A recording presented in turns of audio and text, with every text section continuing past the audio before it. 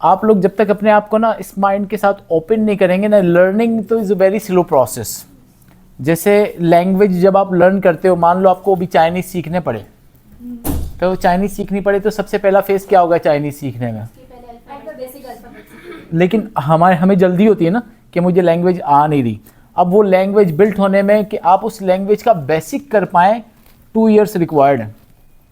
2 years में उसकी basics होंगी, फिर उसका वो वाला लेवल आए जो प्रोफेशनल हो, इट टुक ईयर्स। अगर आप बाहर, जो लोग मुल्क से बाहर आपके कोई जानने वाले हैं फैमिली से, तो वहाँ की जब वो नेशनलिटी लेते हैं तो उनका सबसे पहला लास्ट जो रिजोर्ट होता है वो लैंग्वेज एफिशिएंसी टेस्ट होता है कि आप यहाँ 10 साल रह चुके हैं, सर्टेन ईयर्स होते हैं, 7 साल, 8 साल, 10 साल, उसके बाद आपका लैंग्वेज एफिशिएंसी क्या बिल्टअप हो चुका है।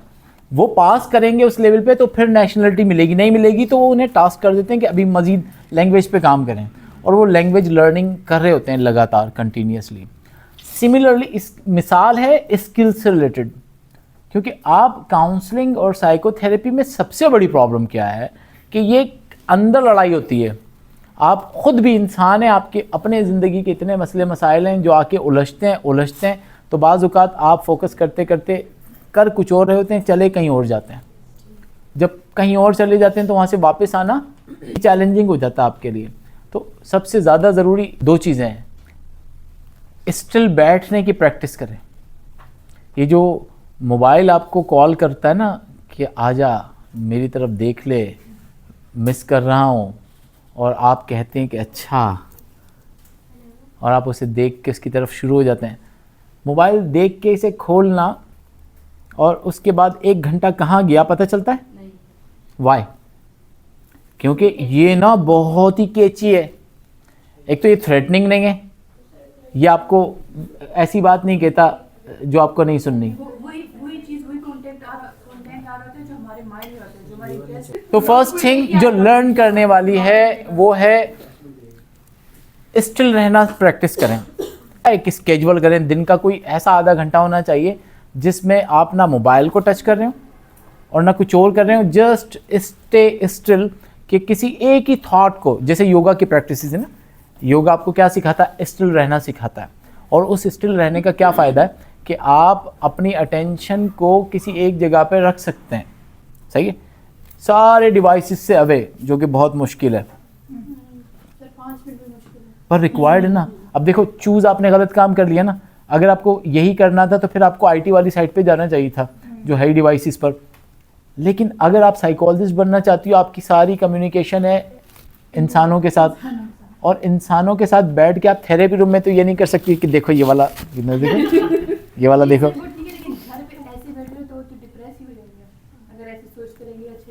दिन में आधा घंटा बैठना है, पूरा दिन नहीं बैठना है, स्टिल रहने की प्रैक्टिस करनी है। क्योंकि थेरेपी रूम में कितनी देर गुजारोगी? 40 मिनट। उस दौरान में कैसे रहना है? स्टिल बैठे रहना है, पर सुनना है डेफिनेटली। और सुनने का मतलब है, क्योंकि आप अगर पर्सन को फोकस कर लोगी तो आपका स्किल ऑटोमेटिकली बिल्टअप होना शुरू हो जाएगा। ये एम्पैथी, ये अनकंडीशनल पॉजिटिव रिगार्ड, ये सारे बाद के मैकेनिज़्म है, ठीक है। और वो कौन से सवालात करने, कौन से सवालात नहीं करने, आप अपने दिमाग में डालें कि कम से कम भी 10 सेशन आपने ऐसे प्रैक्टिस करने हैं जिसमें आप सिर्फ और सिर्फ पेशेंट को लिसन कर सकते हो। और लिसनिंग का मतलब ये नहीं है कि 40 मिनट लिसनिंग ही हो रही है, वो बीच में गैप लेता है। और जब वो गैप लेता है तो उस वक्त आपके लिए बेस्ट है कि आप समराइज़ करके उसमें से कोई ऐसा पॉइंट जो आपको लगता था कि इस पे सवाल पूछना, वहाँ आप पैराफ्रेज से भी क्वेश्चन कर सकते हैं और डायरेक्टली भी इनडायरेक्ट क्वेश्चन कर सकते हैं। डायरेक्टली डायरेक्ट क्वेश्चन नहीं कर सकते। क्या होता है indirect questions? Open ended questions, ठीक है, जिसके अंदर उसका, हाँ, क्या आप कॉन्फिडेंट फील कर रहे हैं? ये डायरेक्ट है, वो ओपन है कि क्लोज्ड है? क्लोज्ड है, ठीक है। आप ये कैसे एनालिसिस करते हैं कि आपका कॉन्फिडेंस लेवल बहुत हाई है? क्वेश्चंस की प्रैक्टिस, इट्स रोल प्ले, कि आपको वो करनी चाहिए, ज़्यादा से ज़्यादा, ज़्यादा से ज़्यादा, ज़्यादा से ज़्यादा वो करें। बैठना आ गया, क्वेश्चन पूछने आ गए, ठीक है, तो ऑटोमेटिक मेमोरी का पार्ट बन जाएंगे ना। आप में से कोई ड्राइविंग करता है? और ड्राइविंग अगर करती हो तो अगर आप रोज़ाना ड्राइविंग कर रहे हो तो आप कब गाड़ी में बैठे, कब गाड़ी चली, कब गाड़ी से अपने स्टॉप पे पहुंच गया, पता चलता है? लेकिन अगर आपको नई जगह जाना हो तो, क्योंकि नया कोई भी एक्सपेरिमेंट होगा तो चीज़ें चेंज, और अगर एक ही चीज़ रूटीन में हो रही है तो अनकॉन्शियस स्किल बिल्टअप हो जाता है। अगर आप काउंसलिंग की प्रैक्टिस रेगुलर बेसिस पे करते हैं, काउंसलिंग की प्रैक्टिस का फर्स्ट रूल लिसनिंग का फर्स्ट रूल कि आप अंदर के थॉट्स को स्टॉप कर सकते हो। अंदर के थॉट स्टॉप करने के बाद अब आपकी सारी अटेंशन कंटेंट पे हो। हम नॉर्मली सोच रहे थे कि ये कब चुप होगा और मैं वो बोलूँगी जो मैं भी सोच रही हूँ, जो भी आप सोच रहे हो कि सर बोलें, तो मेरा ये सवाल रहता है मगर सर वो जो दिमाग के अंदर चल रहा होता है ना, वो थेरेपी रूम में नहीं चलना चाहिए, क्योंकि वहाँ आप एक चीज़ को समझ लीजिए कि ये एक पूरी प्रॉब्लम आपके सामने रख रहा है, और इसलिए रख रहा है कि आप उसे एक शेप दे सकें, और वो शेप आप दे के उसे देंगे नहीं, आपके सवालात उसे उस तरफ लेकर जाएंगे, आपकी एफर्ट्स लेकर जाएंगी। ये बेसिक स्किल है। और जब आप आ जाते हैं स्पेशलाइज्ड वे में, मतलब थेरेपीज़ स्पेसिफिक डिसऑर्डर है तो हर डिसऑर्डर के अकॉर्डिंग ट्रीटमेंट प्लानिंग है, और वो ट्रीटमेंट प्लानिंग डिपेंड करती है हर केस के मुताबिक कि क्या केस है और किस तरह की सिचुएशन है। और जब तक आपको ये नहीं पता कि प्रॉब्लम कितने लेवल की है, क्या चीज़ ख़राब हुई है, तो आप सही किसे करेंगे। और सही करने में भी ना आपकी नॉलेज बिल्टअप होनी चाहिए, जो बेस्ट पोटेंशियल्स हैं। अभी मैंने आपसे कहा अपनी गुड क्वालिटीज़ लिखें, आप 50 गुड क्वालिटीज़ का सोच के ही आप लोगों को स्ट्रेस होना शुरू हो गया कि ये कैसे मुमकिन है, लेकिन ये मुमकिन है। अभी ये जो बैग है आपका, जब ये बैग शिफ्ट करोगी तो इसका सामान कहाँ जाएगा? इसमें से कुछ कीमती चीज़ें हैं जो आप शिफ्ट करोगी तो किस जगह रखोगी? दूसरे बैग में।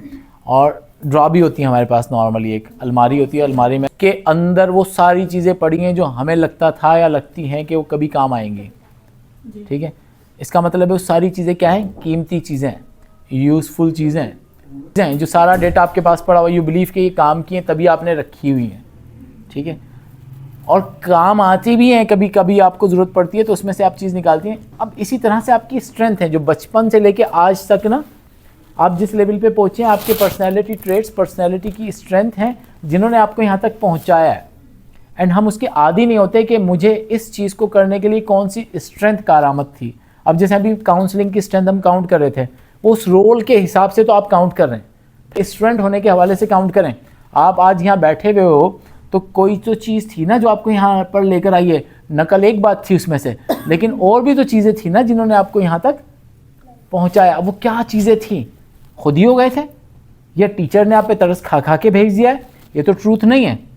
आपकी सर्टेन स्ट्रेंथ है जिन्होंने आपको यहाँ तक भेजा है, पहुँचाया है। जैसे हम उस बात को काउंट करते हैं कि जिस बात पर मुझे रिजेक्ट किया जा रहा था वो यहाँ दिमाग में रहती है, लेकिन जिस बात पे मुझे अप्रिसिएशन किया गया वो बातें दिमाग में नहीं रहती। जैसे ये चाय आपके सामने पड़ी हुई है, this is a cup of T, आपके सामने है और अभी आपने ये थोड़ी देर पहले पिया था। मान लीजिए कि ये बहुत ही मज़े का और ज़बरदस्त किस्म की फीलिंग वाला था। जब आपको चाय चाहिए थी, चाय आपके सामने आई और आपको उसकी खुशबू महसूस हुई और आपने उसे उठाया, हाथों में उसकी गर्मी को महसूस किया और आराम आराम से उसका एक सिप लिया। ठीक है, कैसी फीलिंग आई? बहुत अच्छी। कितनी देर याद रहती हैं? चाय का कप ख़त्म हुआ, 5-10 मिनट बाद भूल गई। अभी मैंने याद दिलाया तो आपको याद आई कि चाय पी थी। अगर मैं कहूँ कि ये चाय जो अभी आपने पी उसमें मक्खी गिरी हुई थी, अब ये चाय कब तक याद रहेगी?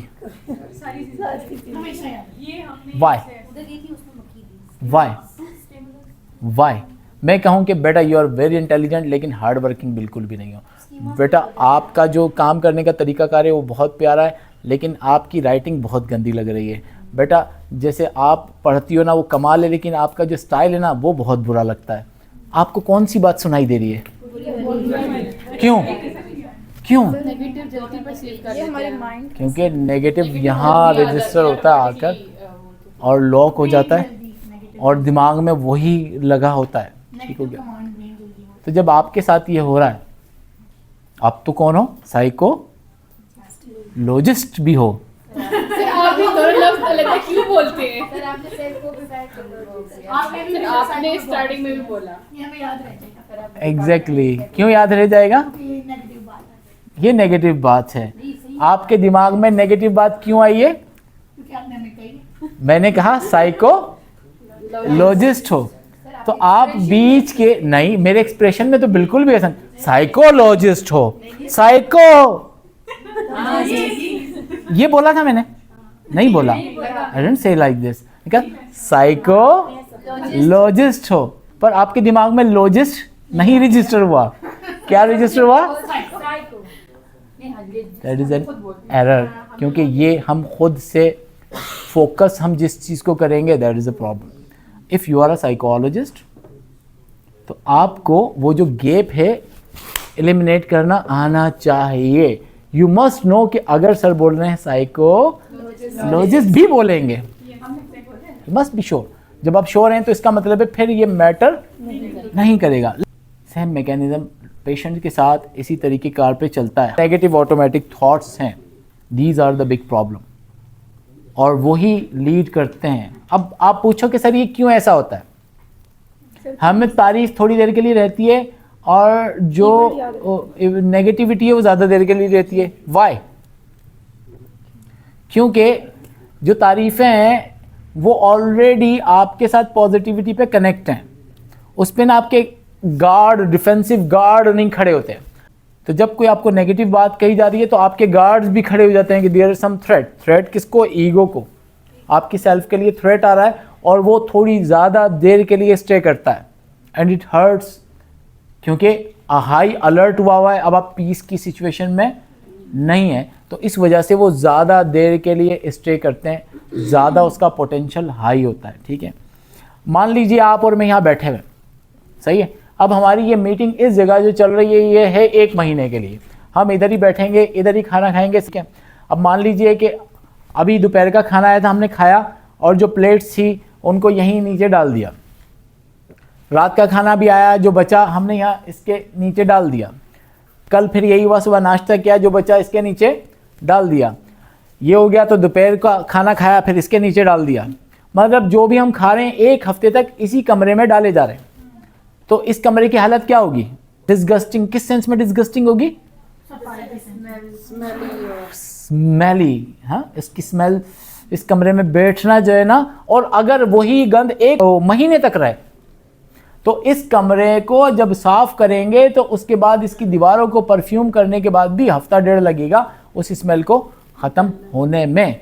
तो ये जो आपके नेगेटिव थॉट्स हैं ये भी बिल्कुल उसी तरह वो बैड स्मेल हैं जो आपके ट्रॉमेटिक एक्सपीरियंसेस, बैड एक्सपीरियंसेस आपके अनकॉन्शियस में स्टोर हुए हैं और उन्हें प्रॉपर टाइम पे हील नहीं किया गया, सॉल्व नहीं किया गया, तो जमा होते होते होते होते एक बीमारी की सूरत में बदलते हैं और फिर वो ऑटोमेटिकली फ्लो करते रहते हैं। इंसान की लाइफ पे उसका बराह रास्त नेगेटिव इम्पैक्ट आ जाता है। इसका मतलब ये हुआ कि नेगेटिव कंटेंट को एवरीडे की बेसिस पे क्लीन करना ज़रूरी है। जैसे घर की सफाई, उसी तरह से आपके जो नेगेटिव कंटेंट हैं थॉट्स के, उनकी सफाई एवरीडे करने की ज़रूरत है। अगर आप अपने नेगेटिव थॉट्स को हर रोज़ क्लीन कर लेते हैं तो फिर आपको बड़ी प्रॉब्लम नहीं होती है लाइफ में। बड़ी प्रॉब्लम आती है तब है जब कंटेंट जमा हुआ जा रहा है और हम उसे सप्रेस करके आगे भागते जाते हैं। इंसानों के लिए सबसे आसान काम है अवॉइडेंस के सिचुएशन जब थ्रेटनिंग हो तो क्या करो? भाग जाओ। और भाग जाने से मसला हल नहीं होता, क्योंकि हमने अपनी कैपेबिलिटी बिल्ड नहीं की।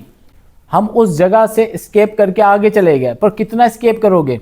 हालात तो वन वे और अदर वे कहीं ना कहीं से घूम फिर के फिर वैसे ही आ जाएंगे, शक्लें बदल जाएंगी पर situation will be same. Threats तो हमेशा मौजूद रहेगा और आपको आदत पड़ी है अवॉइड करने की।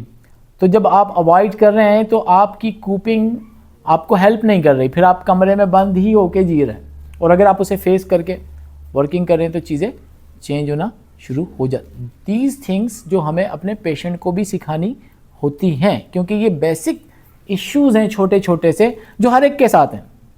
और इन्हीं की कूपिंग, अब आपने स्ट्रेंथ लिखी, स्ट्रेंथ लिखने के बाद मैं कहूँगा कि भाई इनको नंबर दें ज़रा जल्दी से। हर स्ट्रेंथ को आउट ऑफ 10 नंबर दीजिए कि इसकी यूटिलाइजेशन आपकी लाइफ में कितनी हो रही है। ज़ीरो का मतलब है कि खूबी तो है लेकिन इस्तेमाल कोई नहीं है।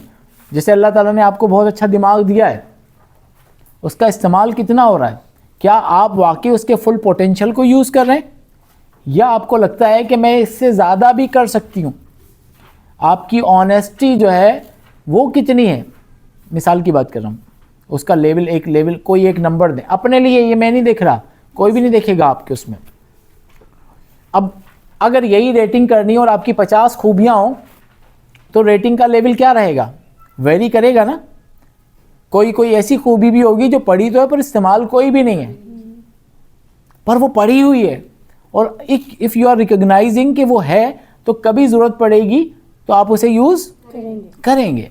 अब मेरा अगला सवाल ये है कि ये जो भी आपने नंबर दिया, ये नंबर है करंट, कि अभी आप कितना इस्तेमाल कर रहे हैं। नाउ इस नंबर को आइडियल नंबर से कन्वर्ट करें कि आइडियली ये जो स्ट्रेंथ है कितनी होनी चाहिए। जैसे जहानत की बात है, आपने नंबर दिया जहानत का इस्तेमाल मेरी लाइफ में कितना हो रहा है, मैंने नंबर दिया 6, और फिर मैं ये चाहता हूँ आइडियली कितना होना चाहिए, आइडियली इसे 9, 10 पे होना चाहिए। तो वो आइडियल नंबर भी लिखे हैं स्ट्रेंथ के आगे, और फिर फाइंड आउट कीजिए कि दोनों में गैप कितना है, जो आपका करंट लेवल है और जो आपका आइडियल टारगेट है। तो जो गैप आपके सामने आया, कोई ऐसा है जिसमें आपको 3, 4 का गैप नज़र आ रहा हो, 5 का गैप नज़र आ रहा हो, सही? तो ये वो एरियाज़ हैं जिस पे हमें काम करना होता है। अब मुझे बताओ, हम में से कौन है जो अपनी स्ट्रेंथ पे काम नहीं करना चाहेगा? और जब आप अपनी स्ट्रेंथ को पॉलिश करते हैं तो उसका अल्टीमेट इम्पैक्ट क्या आता है? आपके नेगेटिव्स डाउन हो जाते हैं। पॉजिटिव साइकोलॉजी क्या सिखाती है? सेहत को इन्हेंस कर दिया जाए। जब आप सेहतमंद चीज़ों को इन्हेंस करेंगे तो ऑटोमेटिकली नेगेटिविटी कम से कम तर होती चली जाएगी। अब सोचना नहीं, एग्जीक्यूट करना है कि आपने ये जो स्ट्रेंथ लिखी उसको इन्हेंस करने के लिए, उसकी यूटिलाइजेशन ज़्यादा करने के लिए आपको क्या क्या एक्ट करने चाहिए। That should be planning. ये टास्किंग है जो आप अपने पेशेंट को असाइन कर सकते हैं, क्लाइंट को असाइन कर सकते हैं, कि जो उसमें से ये भी देखिए ना कि कौन सा एरिया ज़रूरी है। जैसे एक शख्स कहता है कि मैं बहुत ऑनेस्ट हूँ, और उससे नंबर पूछा तो उसने कहा मैं 8 पर हूँ, और दूसरा उससे आइडियल नंबर पूछा तो उसने कहा आइडियल नंबर मुझे 10 होना चाहिए। ठीक है, अब 10 नंबर की ऑनेस्टी सोशली उसे एडजस्ट करेगी कि उसको ख़राब करेगी? 10 नंबर पे ऑनेस्ट हो सकते हैं हम? क्या हम सब एक दूसरे को वो जेन्युइनली बोल सकते हैं जो अभी ख्याल आ गया हो? नेवर से ना। बहुत सारी सिचुएशन होती है। अभी जैसे आप एक वर्कशॉप सुन रहे हैं और आपको लग रहा हो कि ये सब फजूल है, लेकिन फीडबैक फॉर्म के ऊपर आपका नंबर क्या जाएगा? 10/10, 8, 7, वॉट कोई भी एक नंबर देंगे आप, लेकिन वो ट्रूली ऑनेस्ट नंबर नहीं हो सकता। तो ऑनेस्ट नंबर अगर आपने देना शुरू कर दिए तो सोसाइटी इम्बैलेंस हो जाएगी, क्योंकि सब सच बोलना शुरू कर दें तो सच के नतीजे के अंदर चीज़ें ख़राब हो जाती। अब इसका ये मतलब नहीं है कि झूठ बोला जाए, सिर्फ इसका इतना सा मतलब है कि सच को बोलने का या प्रैक्टिस करने का अंदाज इंप्रूव करना पड़ेगा। कि आपको लगा, आपने सुना और उसके बाद आपने एक ऐसी बात बताई कि सर अगर आप इस वर्कशॉप में ये वाली चीज़ें भी और डालेंगे तो इसकी क्वालिटी विल बी इन्हेंस्ड। आपका जो कंसर्न था आपने रेड कर दिया, मुझे बगैर ये बोले। सिमिलरली जैसे मैं आप लोगों की बात सुन रहा हूँ, सुनते सुनते आपके बहुत सारे एक्सप्रेशन में मुझे लगेगा कि पर मैंने क्या कहा आपको कि आप अभी कहाँ खड़े हैं, और बिगनर के हिसाब से ये बहुत बेहतरीन है। ठीक है, जब मैं ये बात कह रहा हूँ तो आपका दिल क्या चाहेगा कि और वर्क करें। और अगर मैं कहता कि देखो बिगनर तो है, लेकिन आप कब तक बिगनर बने रहोगे भाई? कब तक ये बिगनर ही चलता रहेगा? थोड़ा सा ज़्यादा करें, आप लोगों को ज़्यादा करना चाहिए, आप लोगों को इन्हेंस करना चाहिए, और ऐसा करना तो नतीजा क्या निकलेगा? Will be down. आप एकदम से हो नहीं पाएगा, क्योंकि थॉट्स जब भी ना हमें ज़्यादा ऊपर चढ़ने को कहा जाए तो हम एकदम से डिस्टर्ब होते हैं, क्योंकि ऊपर चढ़ना डिफ़िकल्ट है। लेकिन अगर ये बताया जाए कि यहाँ तक आ गई हो, वाह ज़बरदस्त, तो फिर आहिस्ता आहिस्ता वो सारा सीन हो जाएगा। ठीक हो गया। तो छोटे छोटे से गोल्स सेट करने होते हैं और अपनी रियलिटीज़ को एक्सेप्ट करना होता है, और सेम पहले आप खुद कर लोगे तो फिर आप दूसरों को भी करा सकते। तो मेरी तरफ से आज के लिए इतना ही। एंड ऑनेस्टली मुझे आप लोगों का पोटेंशियल मुझे क्लियर नज़र आ रहा है ना, मुझे किसी में भी ना लेकिंग नहीं नज़र आई कि वो इंटरेस्टेड नहीं है, फंसा हुआ है किसी वजह से आके बैठा हुआ है। You all are interested. अब सिर्फ और सिर्फ एक बात को समझें कि हम जो काम कर रहे होते हैं ना, उस काम को उस लेवल से ही फोकस करना सही रहता है, क्योंकि जब हम ओवर टारगेट करते हैं ना, आप अगर ये सोचेंगे कि सर आए पहली दफ़ा में ही हमें माहिर हो जाना चाहिए था, ये नहीं होने लगता, ये दुनिया में कभी भी नहीं हो सकता। ठीक है, तो अभी की जो मेन लेसन है वो सिर्फ इतना सा है। आज की सारी फोकस में मैंने 2 बातें बताई हैं, वो क्या है कि एक्टिव लिसनिंग और स्टे स्टिल। बाकी उसमें क्या करना है वो ऑटोमेटिकली होता चला जाएगा, आप उसकी प्रैक्टिस आपस में करें, पैराफ्रेजिंग की, कुछ ओपन एंडेड क्वेश्चन की आपस में प्रैक्टिस करें। ऑनेस्टली अपना टाइम इधर उधर की बातें करने के बजाय इस पे गुजारें, यू नीड इट, क्योंकि आप अभी करियर ग्रो करने लगे और आपकी उम्र में ना टेम्पटेशन बहुत सारी हैं जो आपको एंगेज कर लेती है बड़े आराम से, और दिन कहाँ गुजरता है पता नहीं चलता। लेकिन आप अगर करियर बनाना चाहते हैं इसी फील्ड के अंदर, बहुत कमाल का करियर है, and I am telling you, listen to me. कोई एक लाइन तय करो, वी आर हियर, हम आपके पास ही हैं। ठीक है, मुझे गूगल पे भी ढूंढोगी तो बड़े आराम से ईच एंड एवरीथिंग आपको मेरे बारे में मिल जाएगी। तो एक एक फील्ड चूज़ करो, एक एक लाइन चूज़ करो और आपस में ना कोलैबोरेट करो उसके लिए। उसका क्या फ़ायदा है कि आपके पास कोई ऐसी चीज़ आ रही है जो आप नहीं हैंडल करते पर आपकी टीम का कोई मेंबर हैंडल करता है, तो रेफ़र करो ना भाई। रेफरल का फ़ायदा क्या होता है कि सबके पास इक्वल पार्ट डिस्ट्रीब्यूटेड है और सब एक्सपर्टी के अकॉर्डिंग काम कर रहे हैं। दूसरा पार्ट है ग्रीड का, कि जो मेरे पास आ गया काबू करते जाओ, मुझे आता है या नहीं आता बस चलाते जाओ। उसका नुकसान क्या है, you are disturbing field. Field disturb होगी तो पेशेंट किसके पास भेजे जाएंगे, या मोटिवेशनल स्पीकर्स। वो भाई साहब जो है 15 मिनट का 8,000 की मार्केटिंग कर रहे हैं, he is a motivational speaker, cardiac specialist है, बट साइकोथेरेपी के सेशन ऑफर कर रहे हैं और लोग उनसे ले रहे हैं। वाई? क्योंकि आप और मैं अपने आप को एक्सपर्ट के तौर से डिस्प्ले ही नहीं कर रहे हैं। आपकी फील्ड के जो लोग हैं, ऑनेस्टली टेलिंग यू, मुझ समेत, we are not doing anything जो सोसाइटी को वाकई अट्रैक्टिव लगे, कि लोग थेरेपिस्ट के नाम आए तो वो कहें कि यार ये है भाई बंदा पाकिस्तान में। 2 बातें इसमें बेटे, देखो जिनके माँ बाप ज़िंदा होते हैं ना, वो ये कंप्लेन करते हैं कि ये हमें कंट्रोल बहुत करते हैं, ये हमें कुछ नहीं करने दे रहे। जिनके नहीं होते तो वो कहते हैं मैं यतीम हूँ और मेरे तो आगे पीछे ही कोई नहीं है।